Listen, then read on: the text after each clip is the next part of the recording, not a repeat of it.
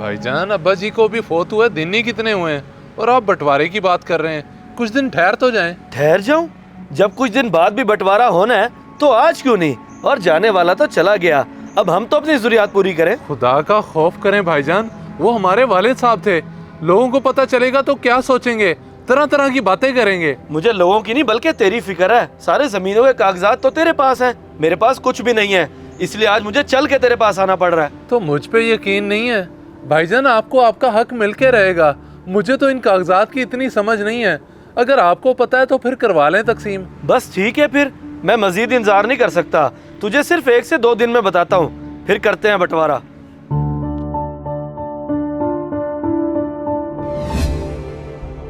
भाईजान, आप एक दफा आकर उन्हें मिल तो जाएं, वो आपको याद कर रहे हैं। उनकी काफी तबीयत खराब है। मैं अभी बहुत मसरूफ हूँ, टाइम नहीं है मेरे पास, तुम खुद ही देख लो। ऐसा ना करें, आप बड़े बेटे हैं, उन्हें बहुत प्यार है आपसे। अगर आप आएंगे तो उन्हें खुशी होगी। तो ये खुशी तुम खुद ही दे दो ना, मैं जब फारिग होऊंगा लगा लूंगा चक्कर। देखिए, मैं नहीं रख सकती अब्बा जी को, हमारे छोटे छोटे बच्चे हैं, हम उन्हें संभालेंगे या उनको? भाभी, मुझे मजबूरी की वजह से आपको कहना पड़ रहा है, वरना कभी ना कहता। मेरे साले की शादी है, हमें हफ्ते के लिए वहाँ जाना है। पीछे अब्बा जी को कौन संभालेगा? ये मेरा मसला नहीं है। अब्बा जी अगर इतने ही ज़रूरी हैं तो शादी छोड़ी भी जा सकती है, फिर संभालते रहिएगा उन्हें। जब अब्बा जिंदा थे तब तो कभी भाई और भाभी ने हाल तक ना पूछा, और आज जब वो इस दुनिया में नहीं है, कैसे जायदाद के लिए भागे आए हैं। बस अल्लाह ही हिदायत दे।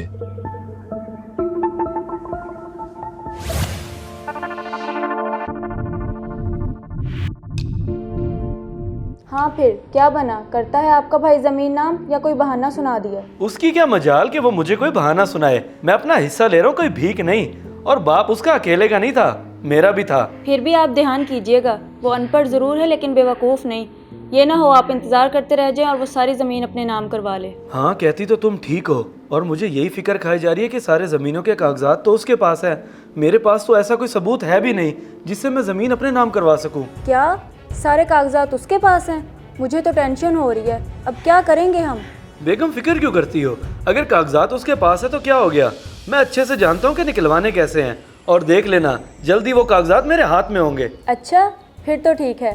आपने जो भी करना है आज की आज ही करें, बल्कि मैं तो कहती हूँ किसी अच्छे वकील से राब्ता कर लें। ये काम किसी वकील का नहीं बल्कि पटवारी का है, और मेरी नज़र में 1-2 पटवारी हैं, मैं उनसे अभी जाके मिल लेता हूँ।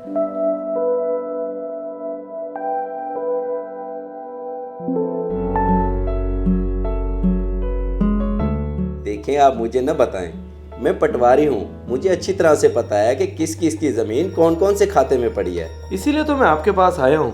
मेरा ये काम सिर्फ आप ही कर सकते हैं। एक छोटी सी दरख्वास्त है आपसे। जी जी परवेज साहब, बताएं क्या काम है? असलम साहब, आपको तो पता है कि पिछले दिनों ही अब्बा जी फौत हुए हैं, अब पीछे ज़मीन पड़ी रुल रही है। तो मैं ये चाह रहा था कि बराबर बराबर तकसीम होने की बजाय अगर फ्रंट वाली ज़मीन मेरे नाम हो जाए और पीछे वाली छोटे के। देखें, ये काम इतना आसान है नहीं, लेकिन एक सूरत में मुमकिन है कि अगर कागजात मेरे हाथ में हो और जेब गर्म हो, तब ऐसी रद्द-बदल की जा सकती है। पैसों की तो आप फिक्र ही मत करें, जो आपका मुआवजा बनेगा उससे 2 गुना ज़्यादा दूंगा। और बाकी रही कागजात की बात, उसका भी मैंने बंदोबस्त कर रखा है। बस ठीक है, फिर समझिए आपका काम हो गया। जैसे आप कहते जाएंगे वैसे सब होता जाएगा।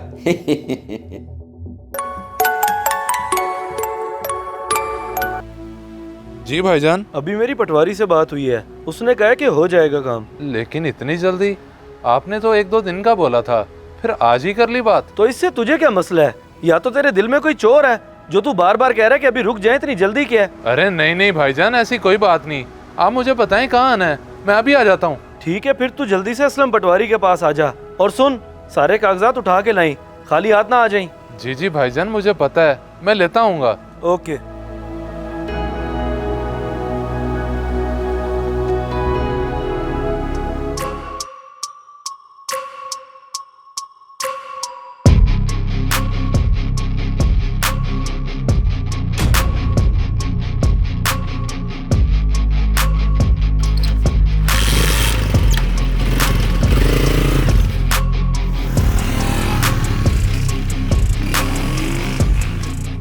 ये क्या हो गया? सारी जमीनों के कागजात उस शॉपर में थे। अब मैं भाई को क्या जवाब दूंगा? वो तो मुझे ही गलत समझेंगे। परवेज साहब, आपका काम हो गया है, कागजात अब मेरे पास हैं।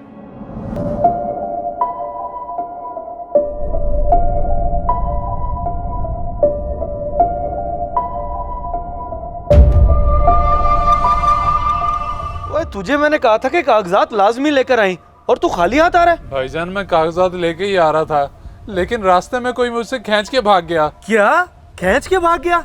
मुझे बेवकूफ समझता है? झूठ बोल रहा है तू। मुझे पहले ही शक था कि तू इस जमीन की तकसीम के हक में ही नहीं है। नहीं नहीं भाईजान, भला मैं क्यों झूठ बोलूंगा, कसम से मैं कागजात लेके ही आ रहा था, लेकिन ओ बस है बस, तेरे ड्रामे देख लिए मैंने। झूठी कस्में ना खा के दिखा मुझे। अरे भाईजान, आप लोग लड़ क्यों रहे हैं? कागजात गुम हो भी गए हैं तो क्या परेशानी की बात है? आखिर में पटवारी किस काम का? नए तैयार करवा दूंगा। क्या वाकई पटवारी साहब नए कागजात बन तो जाएंगे ना? हाँ जी, बिल्कुल बन जाएंगे। बस आप लोग मुझे 1 हफ्ते का टाइम दें, मैं ज़मीन की तकसीम करके आप लोगों को आपके हिस्से की ज़मीन भी दिखा दूंगा। ठीक है पटवारी साहब, जल्दी बता दीजिएगा। अच्छा भाईजान, अब मैं चलता हूँ।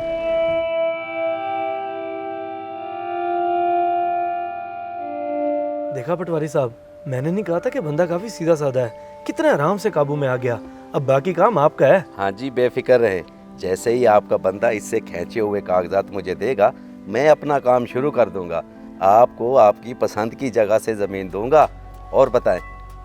ये हुई ना बात। बस काम होते ही आपको आपका हिस्सा मिठाई समेत मिल जाएगा। जनाब, ये तो आपकी मोहब्बत है।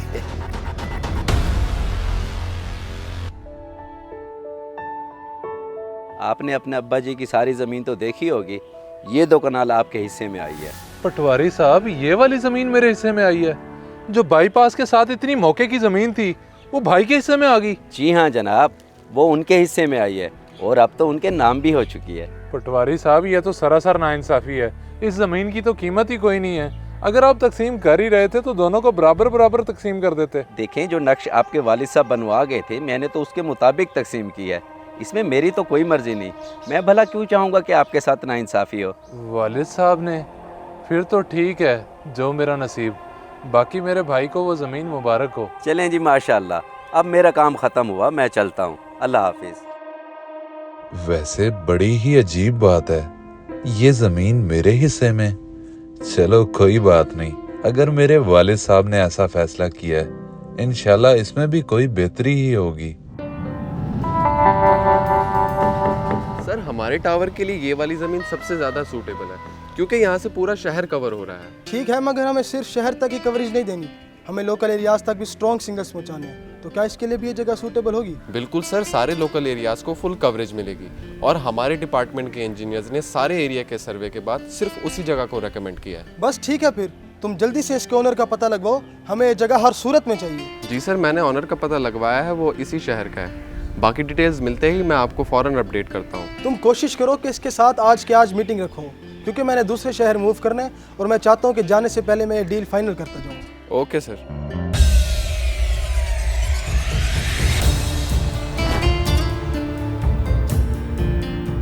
मुझे मेरे सेक्रेटरी ने बताया कि आप अपनी ज़मीन बेचना नहीं चाह रहे, तो इसलिए मुझे आपको यहाँ बुलाना पड़ा है। देखें जनाब, मैं इनको बता चुका हूँ कि मैं अपनी ज़मीन बेचना नहीं चाहता, और ना ही अभी मैंने कुछ ऐसा सोचा है। देखिए, अगर आपका इरादा नहीं है तो इरादा बनते देर नहीं लगती।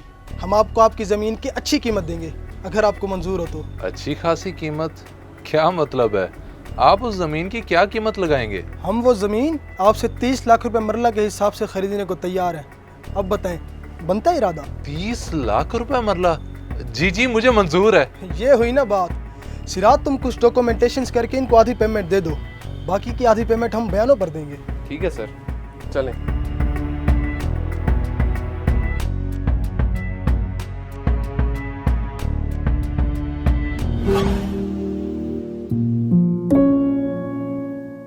मिठाई का डब्बा? लेकिन किस खुशी में मिठाइयाँ बांट रहा है? भाईजान, अल्हम्दुलिल्लाह से मेरी ज़मीन बिक गई है।